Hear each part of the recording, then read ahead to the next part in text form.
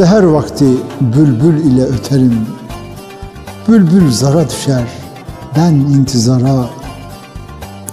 Hasretinden yanar yanar tüterim. Şafaklara düşer, ben intizara. El beni metheder, ben beğenemem. Volkan döşte kaynar, ben dayanamam. Har yakmış gecemi, ben uyanamam.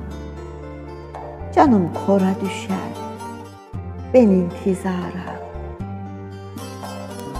Aydınlık görmedim ben, hep mordayım.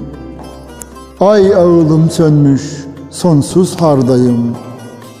Güneşim de küsmüş, ahuzardayım. Gözler zora düşer, ben intizara. Can düşer boğaza, haykırır durur.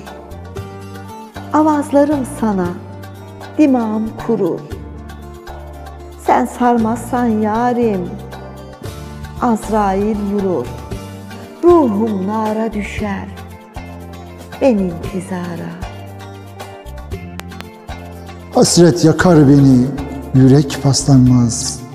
Dilim susar ama gönlüm uslanmaz. Yanar bağrım yanar, kimse yaslanmaz. Gönül hara düşer, ben intizara. Suna gelin der ki, sevdadır suçum. Şu fani dünyada ben sensiz hiçim. Aymadı günlerim, ağardı saçım. Telim kıra düşer, ben intizara. Telim kıra düşer, telim kıra düşer, ben intizara. Ben intizara. Hüseyin'im der ki sevdadır suçum.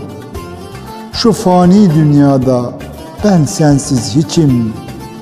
Aymadı günlerim, ağardı saçım. Telim kıra düşer, ben intizara. Telim kıra düşer, ben intizara.